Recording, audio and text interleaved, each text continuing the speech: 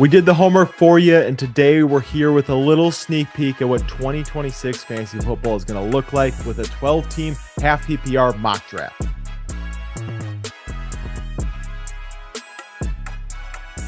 And after taking an episode off for the long weekend, we are going to jump right into it with, like I said before, a 12-team half PPR mock draft.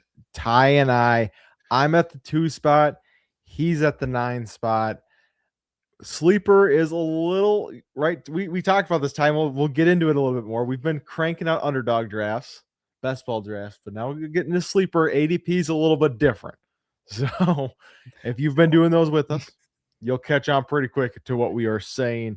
And I'm sure we'll make some comments about it because we had to run through this on our own, so we didn't get surprised in the 13th round when a guy who shouldn't be there is there.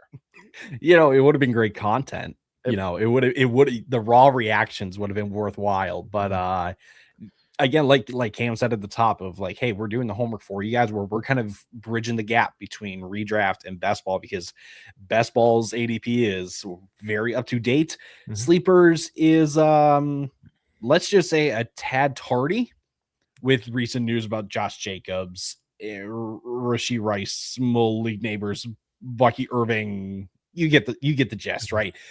We're gonna help kind of bridge the gap a little bit. Again, we know we're early, but hey, this is your sneak peek into what things can look like for this year. Mm-hmm. We'll be doing multiple of these throughout the year. Lucas is going live every single week with best ball drafts, so make sure you're joining for that. But we'll stop blabbing. We'll get into it.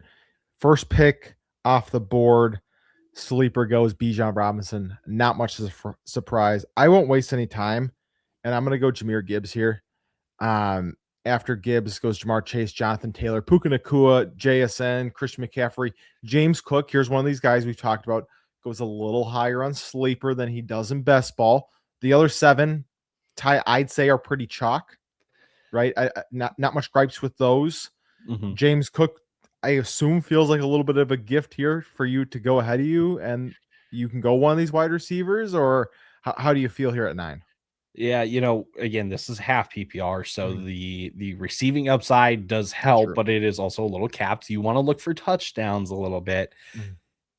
Maybe right off the rip, Ashton Genty, maybe dark horse running back, top 3 running back, because, hey, maybe Vegas can actually score some touchdowns this year. Ultimately, though, I'm just going to play it safe just because I look at some of these other guys and I'm just like, there's so many ways for that to go wrong where it may still be a solid season. It's not really worth the first round pick that you spent on that guy. So I'm going to go with a little bit of a shocker. I'm going to go Amon-Ra St. Brown, just right down the fairway. I'm just going to hit a double. It maybe, if he finishes as a top 3 guy, it's a triple then, but just going to play it safe for now. And he wide receiver 3, each of the last 3 seasons, wide receiver 7 the season before that. That's about as safe of a first round pick as you're going to get in that Dan Campbell offense.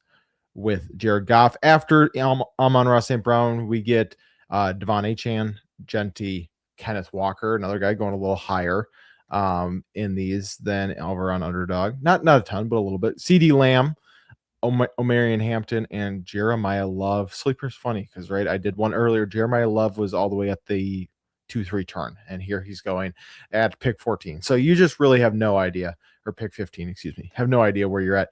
Ty, are you going double wide receiver here, looking who's at the top of the board with Justin Jefferson staring you in the face? Yep. Yeah. I mean, it's a no-brainer at that point. Like, it's a conversation if Jefferson, one of those running backs, was still available, but like the decision was made for me. Jefferson was just the straightforward, easy pick for me there. For sure. And I don't blame you at all. He should be a first round pick. And I think in your home leagues, people are going to get scared, right? We live in Minnesota. People are going to be less scared of taking Justin Jefferson. We know that. But if you live in California, right, people are going to be maybe a little more hesitant, or I'm not calling out California. I'm just saying somewhere other than Minnesota. After Jefferson goes Trey McBride, Saquon Barkley, a run of wide receivers, some of whom I was hoping to see back by me: Drake London, Nico Collins, George Pickens, Chris Olave. And you look at this board, and Chase Brown, I'm a Chase Brown fan, but I don't necessarily think he's like a must take. And then these next 3 guys, Ty mentioned it. lots of question marks here. I mean, obviously, Josh Jacob news broke about 30 minutes before we started recording. So that's not even an update over on Underdog. But Malik Neighbors, Josh Jacobs, Bucky Irving, all dealing with something now. Obviously, Josh Jacobs off the field, Bucky Irving, Malik Neighbors, injury wise. I'm not taking them with my second pick. I'm not that risky. For me, it's I scroll down a teeny little bit. You can maybe see his name on the YouTube screen. It's Derrick Henry. And for me, that feels like the obvious pick, especially in half PPR leagues, to go Derrick Henry there. Of course, Chase Brown goes, the guy I wanted. Now, Ty, here I do struggle a little bit. Do I get crazy and I go Brock Bowers here with the third pick, trusting Clint Kubiak? AJ Brown's staring me down right here as a guy I think is going to bounce back a little bit, who I do think is going to be traded. But even if he isn't, I do think he bounces back. I think I'm going to go AJ Brown because I don't like going this long without a wide receiver. And for me, he's the highest one on the board. So I am going to go AJ Brown, but Brock Bowers is definitely in contention for me. Yeah, I wondered if you wanted to experiment a little bit and go Brock Bowers because you know what? I'll just take it. Wow. I'll take it from All here. right. That's ridiculous. I'll just take the Brock Bowers slide, I guess. Oh my god. So everything that I said at the top about like, hey, you want to look for touchdowns. I guess I've kind of taken that and I've thrown that out the window a bit because I still don't have a running back. And I honestly, when I look at the running backs available right now, I don't know if I really want to take one here. Travion Henderson, the highest guy on the board right now. Then it's RJ Harvey, Cam Scattaboo, Bashal, Tootin. This is this. It's not. It doesn't stink. But after 4 rounds, you would like to have a running back, but that's just not how the board fell in this one. 0 RB, I guess. Before Ty makes his pick, I'm just going to let the audio listeners know. Josh Jacobs, Kyron Williams, Breece Hall, Bucky Irving, Tet, Josh Allen went off the board before the Bowers pick. After Bowers went Lamar Jackson, Rashee Rice, Travis Etienne, Javonte Williams, Garrett Wilson, and T. Higgins. So it is looking a little sparse on the board, especially if you're not a Travion Henderson fan, which I know Ty's faded a little bit in his fandom of Travion Henderson. But yeah, on Sleeper, it does look rough, like he said, listing out some of those running backs. So are you committing to 0 RB here, or are you going to dive back in because it is half PPR? I think I have to. Like, you know what? Let's experiment a little bit. We're gonna rip Cam Scattaboo here. Ooh. On the chance that the injury doesn't really plague him that much this year, or that the team continues to give him a ton of work like they were doing before he got hurt, that's really good value for Scattaboo in the 4th round, especially when you look at, obviously the running backs that went ahead of him, but then you look at guys after. There's not many players that have the opportunity that Cam Scattaboo has this year. For sure. After Scattaboo goes Burden, Devontae Adams, Drake May, Travion Henderson, Devonta Smith, who I was really hoping to made back to me, Jamison Williams. And then, again, I'm looking at the board. I could go tight end here. Colson Loveland's hanging right there. But I'm going to pivot away from him. I'm going to go another second-year player. And I'm going to go Emeka Ibuka. I'm buying in that the end of last season was all injury related, or more injury related, is why we had the fall off. He's going to be playing the Z receiver this season. Chris Godwin in the slot, and what's his name at playing the X? Why can't I think of his name? Jalen McMillan. There we go. I know I just was looking at this. And so I really am buying in Ibuka breaking out. So I'm going to go in there. RJ Harvey, Lad McConkey go next. Colston Loveland still staring me down. For me, actually, it is between him and Tyler Warren here because I like both of them. I'm going to trust in Ben Johnson and a healthy Caleb Williams despite more target competition, right? I think just the question mark with Daniel Jones of it definitely could. You can make the argument it's going to impact Tyler Warren better, that he can't chuck it down the field quite as much, right, coming off the Achilles, but I am going to trust in Colston Loveland here. So 2 early tight ends for both of us. So we'll see how that pans out. After Loveland, we get Tootin, Tyler Warren, DeAndre Swift, Zay Flowers, Joe Burrow, and Terry McLaurin. And Ty's over here already congratulating himself. Who are you looking at right now? It's between two guys, maybe even three, but I think for sure two. Jalen Waddle, I like at this point in the draft at pick 41. It's not terribly rich.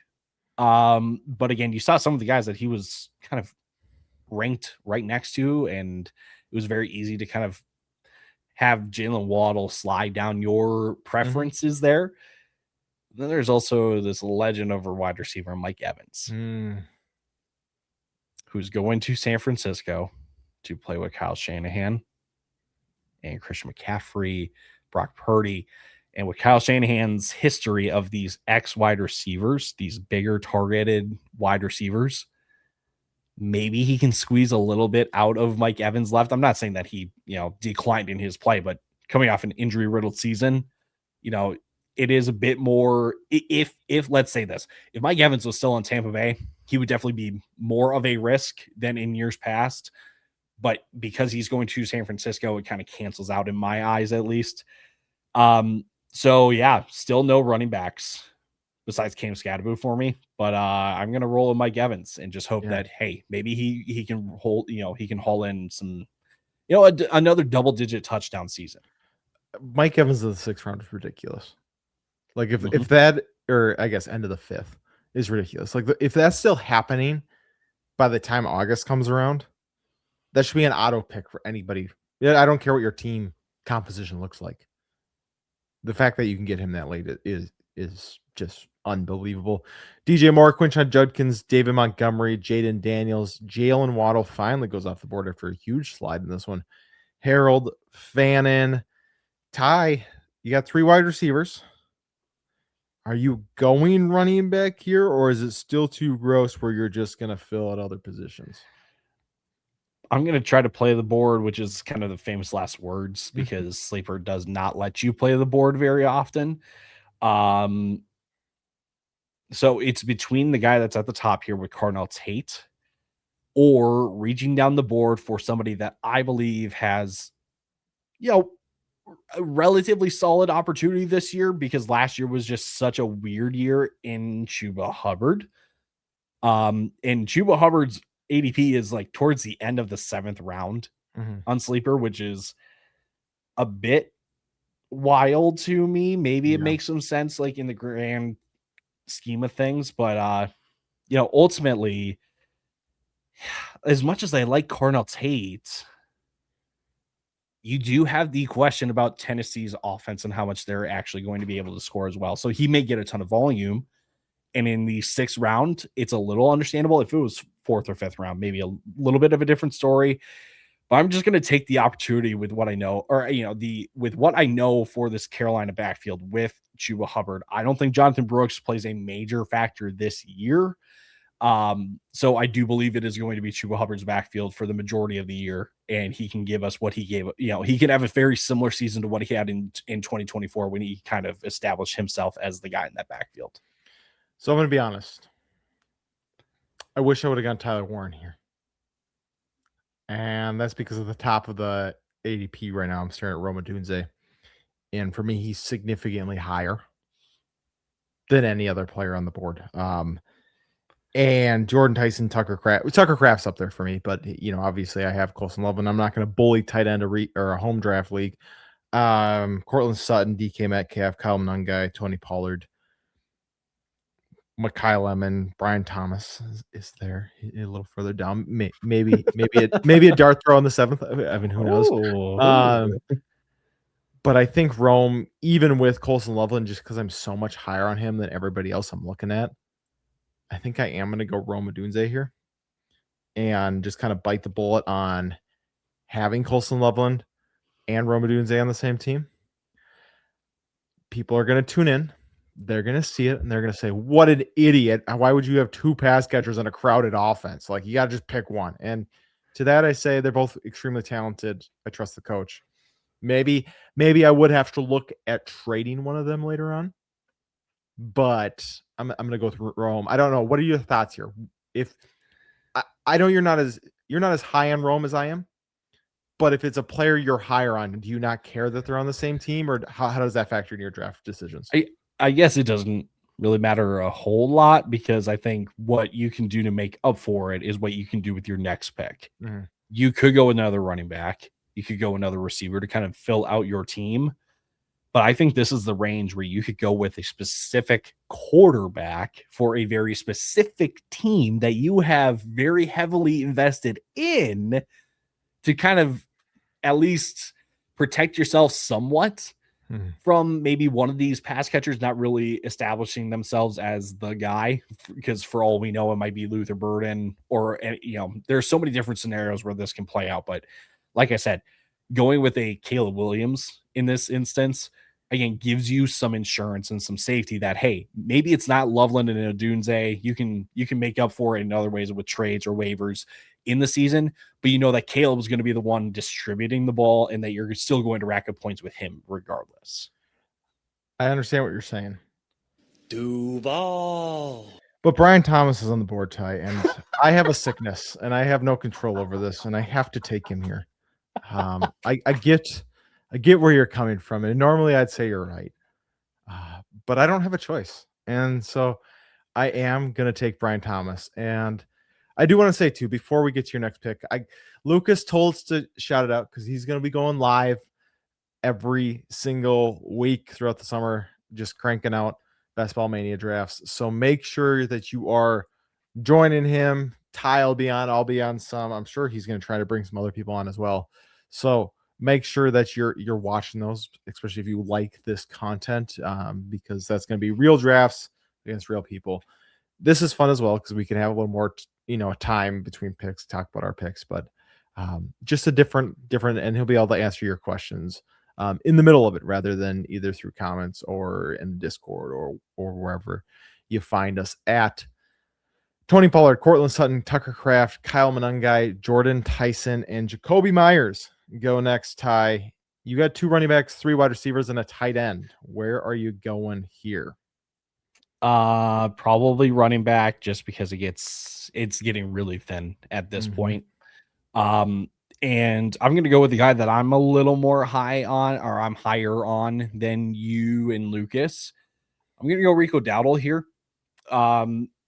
Again, it's not to say that it's completely nothing that he signed in Pittsburgh with Mike McCarthy, when Mike McCarthy was the guy that gave Rico Dowdle like his first opportunity to be the guy in the backfield, and he made the most of it over in Dallas. So bringing him into Pittsburgh, yes, you have the Jaylen Warren, component to all of this, but I have to think that Rico Dowdle is going to be the front runner in terms of being kind of lead guy, 1A back in this backfield. And if, I'm projecting maybe a season with a little more scoring than in years past for Pittsburgh, just because we are going from Mike Tomlin and Arthur Smith to Mike McCarthy.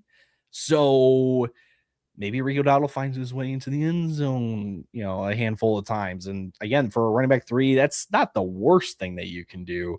But I can guarantee you, I'm going to hit running back hard later on because there are some values here in Sleeper's ADP. I do got to ask, Caleb Johnson's taking some first team reps here in OTAs. How much stock are you putting in that? 0. 0, because for all I know, Rodgers might give him a little, toss out to the right, and Johnson might actually try to catch it above his head and might actually go through his hands. But then he's going to be like, no, that wouldn't happen. No, that's illegal. Not. That's illegal. That would never happen to him. Never. After Rico Dowdle, we get Blake Corum, Michael Wilson, which is interesting. Michael Wilson goes ahead of Marvin Harrison, who went 2 picks later on Sleeper's ADP. Sam Laporta, Jackson Dart, J.K. Dobbins. Where are you going now? I mean, now you got a pretty even squad here. So are you looking quarterback at all? Or are you going to try and take my guy from me? You are, aren't you?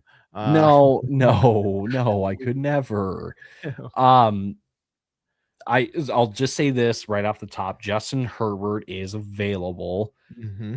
And all the way back in the 4th round, when I took Cam Scadavoo, Lab McConkey was towards the top of the board for me as well. And he was in strong contention to go there just for the opportunity to stack. But ultimately, I didn't go with Lab because the red zone opportunities are going to be so few and far between. And in half PPR, if we do see if we don't see crazy volume for Lab McConkey, it's not like he's going to be a bust, but it's just not going to give you what you hoped for with Lab McConkey.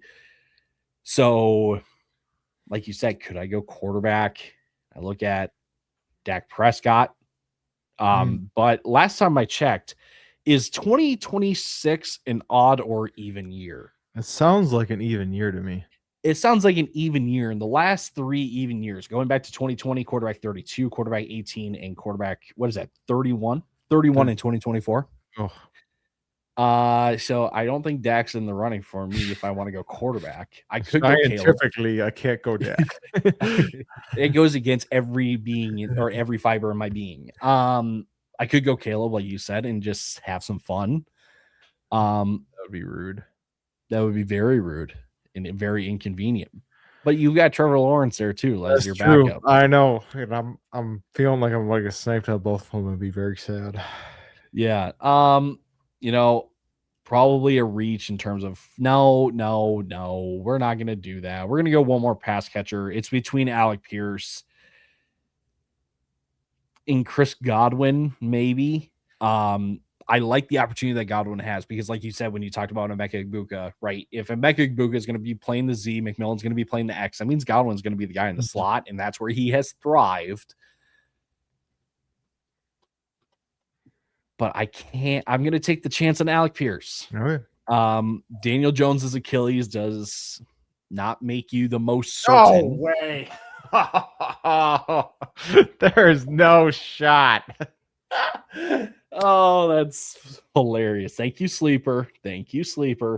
So yeah, I'm going to take the chance on upside with Alec Pierce because I don't know where that volume is going to be at this year in terms of, is Tyler Warren going to be the guy to get the most targets? I don't think Alec Pierce is going to be that guy, but hey, you never know. Maybe, he's kind of the bye week kind of rotation guy. Maybe. Who knows? Well, that was awful because there was 2 guys I wanted there. I wanted Aaron Jones or I wanted Caleb Williams because I only got 2 running backs. And I get neither. If I can go T-Law here, but I need a running back tie. And it's getting gross really fast.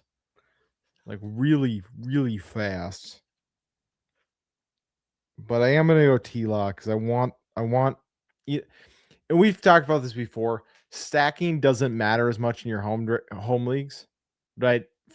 It's just more fun is honestly what it comes down to is in your home leagues. There's not as much of an advantage. So I am going to do it. I do think Trevor Lawrence is the best quarterback available. Very disappointed that it's not Caleb Williams. That's crazy. Just team 3 snipes me on that. I'm devastated. Looking at the running backs on the board, it's disgusting. Looking at the wide receivers on the board is slightly less disgusting, but not great. And according to Sleeper ADP, I'm going to reach 4 full rounds. Oh my God. And I'm going to take Jadarian Price just to make sure Ty doesn't take him on the way back. Jadarian Price in the Underdog is the 7th round pick. So I don't feel too bad taking him there. And in the 9th round, if he's not the full-time starter, I'm not that upset about it. Bride Robinson, Dalton Schultz, Dallas Goedert, Jake Ferguson, Around the World Gadsden, and then Patrick Mahomes go next. Ty, were you thinking Jadarian Price? Did I spoil that for you, or were you going to let him get back to me? I totally was. 13th round for Jadarian Price over on Sleeper is outrageous. It's outrageous. Yeah. So, honestly, I probably could have justified taking Jadarian Price ahead of Rico Dowdle. Yeah. And I think when I look back on this, I'm just going to go, I should have just said screw ADP, but it is what it is, I guess. So I guess with this pick, I can make up for it a little bit and go Kenny Gainwell here with all the news about Bucky Irving. Yes. I'm not saying that Kenny Gainwell is going to have the entire backfield to himself, but maybe there's a larger slice of the pie than what we initially thought just because of Bucky's issues. So that gives me a little more confidence in the running back room at this point because outside of Cam Scadaboo, it's a running back room that doesn't excite you borderline at all. Mm-hmm. So I guess now at this point, I have to go quarterback. And that stinks because I was kind of hoping for Brock Purdy to go Mike Evans stack just to have a little bit of fun. But we're going to have some fun some other kind of way. I'm going to reach probably further than you did for Jadarian Price. Really? To go get my quarterback. Oh, I know who you're taking. And I like it. Yeah? Who is it? Are you going Kyler Murray here? Oh, yeah, of course I am. I like it. Like I'm not going to sit here and predict what it's going to look like for Kyler Murray, but all that I know is that a quarterback with experience like Kyler Murray paired up with Kevin O'Connell has worked before for the Minnesota Vikings. And I'm going to run it back. I'm not sure the rushing production is going to stay the same. That's why there's probably going to be the drop in ADP for Kyler Murray. So I would say that's how I'm going to, or that's my caution, at least to people maybe looking at Kyler Murray as like a dark horse quarterback target for fantasy football this year. Just know that the rushing production it's probably not going to be the same, but he can maybe make up for it in some capacity with the amount of passing volume he would have. No, I don't hate that one at all. I think as far as like quarterbacks who are left, Jared Goff, Jordan Love, Malik Willis, Baker Mayfield, I feel like you got the same shot with any of them as you do with Kyler of being a top 8 guy. So why not just have a little bit of fun? Why not take the upside with Kevin O'Connell? After Kyler, Juwan Johnson, Matthew Stafford, Hunter Henry, Wan'Dale Robinson, Michael Pittman, and George Kittle all go off the board. I'm going to go running back again. I'm going to take Bill Krosky-Merritt. They didn't do enough in that backfield to make me think that they're going another direction, or at least that he doesn't have kind of the inside track to be the guy. Katron Allen, they took in the 6th round. They signed Rachaad White to $2 million this season. None of that scares me off enough to not take the shot here this late. And what are we in the 11th round? So I'm going to go Bill. The next one, Travis Kelce, Brenton Strange go. I'm not going tight end, especially in my redraft leagues. I rarely go double quarterback or double tight end. Quarterback more likely than tight end. And I feel like I need to stall because I don't know who I want here. You want Kenyon Sadiq. No, I do. Yes.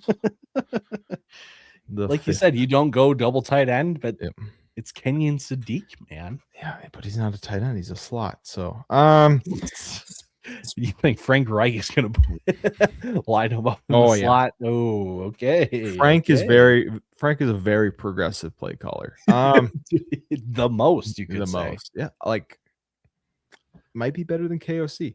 I'm probably gonna go. Wow, I don't want to go anyone here. Do you go Charbonnet to give you the insurance on Jadarian Price just when he returns? Running backs. I'm gonna go Jaden Reed here. I'm not a huge Jaden Reed fan, but I do think every time he's on the field and touches the ball, good things happen for them. So eventually, you would think they start to lean on him more. I'm not convinced they do. I'm not convinced they play three wide receiver sets, but I'm willing to take the dart throw a little bit more this late in the draft. So I am going to go Jaden Reed, Stephon Diggs, James Conner, Khalil Shakir, Romeo Dobbs, Woody Marks, and Zach Charbonnet. Go, Ty. Again, you're pretty balanced. 4 wide receivers, 4 running backs, quarterback, and a tight end. So you can really go any direction here. Are you just going to try and fill out the running back room, or are you going back to pass catchers? We're going to go back to pass catchers because very similar to Jadarian Price in terms of why is his ADP so low. I'm going to make the same argument for Casey Concepcion. Okay. I get that he's in Cleveland, but is there any reason why he's going behind Romeo Dobbs, Stephon Diggs, who's not even signed to a team? Mm-hmm. Right? Like, I understand it's Deshaun Watson, Shedeur Sanders.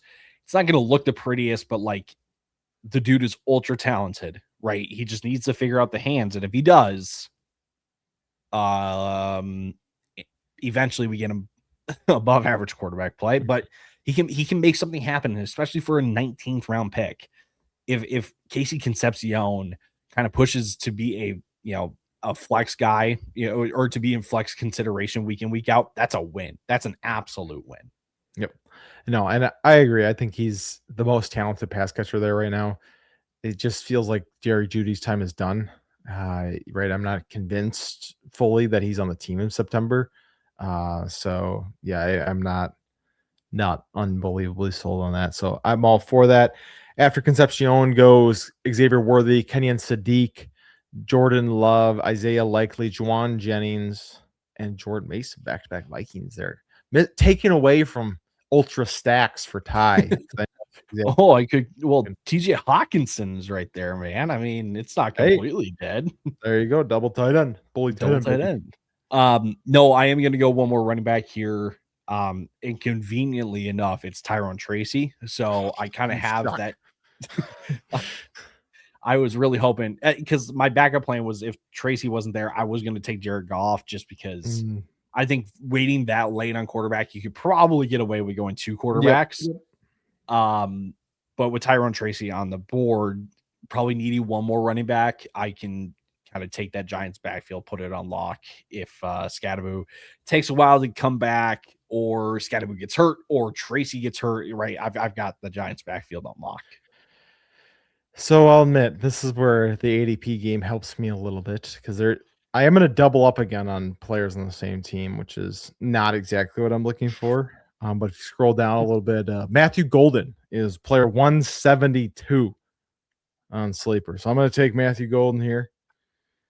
And then I'm not worried. Trey Benson, honestly, if Chris Rodriguez isn't here, I'm taking the shot on Trey Benson getting traded to the Packers with the Josh Jacob news. Oh, get out here. I'm just saying. But at 173, and this is why you go look, Chris Rodriguez for the Jacksonville Jaguars is sitting right there.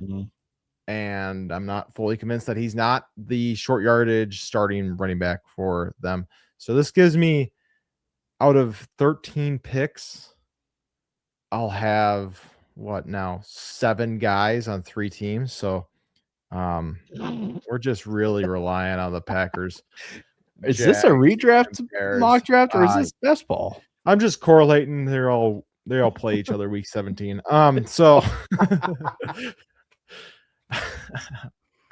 brutal. But after Chris Rodriguez, we get Jonah Coleman, Josh Downs, Rashad White, Tyjae Spears, Omar Cooper, and Dylan Sampson. Ty, what are you going to do to finish out this team? I don't really think there's any remaining ADP steals at this point. If I was Lucas, I would go Travis Hunter, because I think Travis Hunter should be at least a 10th round pick, honestly, if I was Lucas. Brutal. You know what? I'm going to wrap this out by taking a shot on Kayshon Boutte. Okay.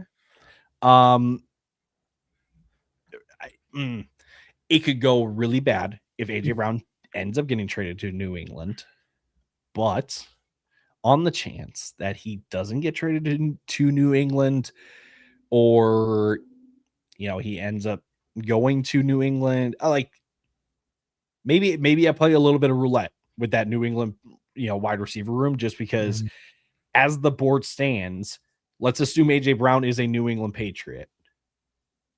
Outside of Hunter Henry, Kayshon Boutte is the only other pass catcher going that would potentially go in your fantasy drafts. Romeo Doubs. Meh.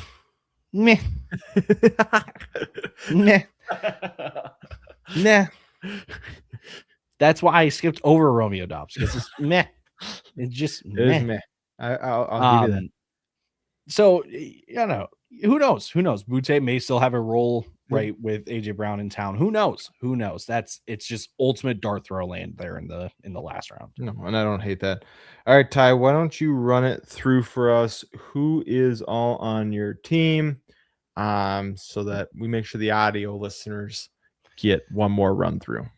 Yeah, so I started off my draft going Amon-Ra St. Brown and Justin Jefferson from the 9th spot, I should say. Yeah. I got a nice little slide on Brock Bowers, but then I needed some running backs. And I kind of had to just take who I thought had the best opportunity with Cam Scadaboo. Followed that up with Mike Evans. Nice little run on running backs with Chuba Hubbard, Rico Dowdle, and then mixed in Alec Pierce before taking Kenny Gainwell with the recent Bucky Irving news. And then just wrapped out the rest, filled out the rest of my team with my starting quarterback in Kyler Murray for that Justin Jefferson Kyler stack. Even like Cam said, stacks aren't really that important in your home leagues. It's just fun to have. Casey Concepcion, Tyrone Tracy to finish on my running back room, and then Keishon Butte, which honestly probably shouldn't have gone that route. YOLO. It's the first mock draft of the year, so I went Keishon Butte. Have a little bit of fun. That's what we always like to do. I went the opposite, actually. I started 2 running backs. I went Jahmyr Gibbs, Derrick Henry, then I went AJ Brown, Emeka Ibuka, Colson Loveland, Rome Odunze. Well, I wasn't planning on going double bear there. Took Brian Thomas Jr. because I have a sickness and I have to. Wanted Caleb Williams, got sniped on him, so I took Trevor Lawrence. Then Jadarian Price, 4 rounds ahead of ADP and Sleeper.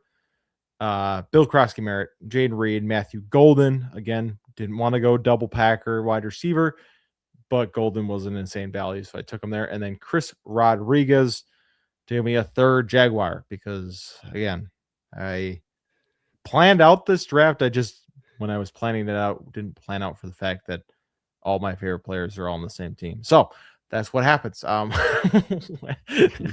You call yourself a Vikings fan. You're a Jaguars fan. I'm a Trevor Lawrence and Brian Thomas Jr. and Chris Rodriguez fan. That's it. That's it. That's it. And Travis Hunter. But that's it. That's it. That's it. But yeah, that was fun. We enjoy these ones. I hope you guys do as well. It's just fun to just get to talk about a ton of players and not necessarily know exactly who we're going to talk about when we get into the episode. And obviously, we hit stuff like the sleeper bot taking Caleb Williams 1 pick ahead of you. So it's poor you. Poor you. Poor me. We do want you to let us know in the comments who you think won. Make sure that don't do that. Yes, do it. You don't need Cameron Lawrence won.